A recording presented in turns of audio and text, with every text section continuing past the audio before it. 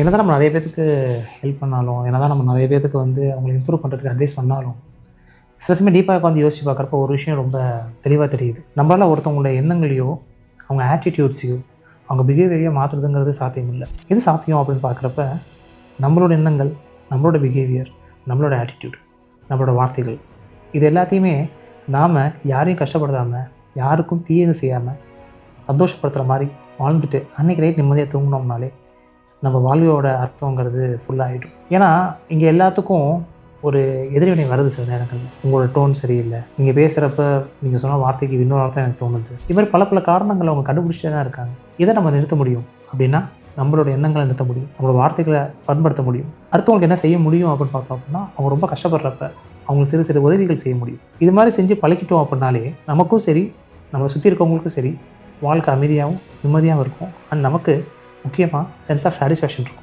சொல்ல சரி தானே? நீங்கள் நினைக்கிறீங்க? மேலும் ஒரு சுவாசம் வந்தவங்களுக்கு தமிழ் தொடர்கிறீர்கள்.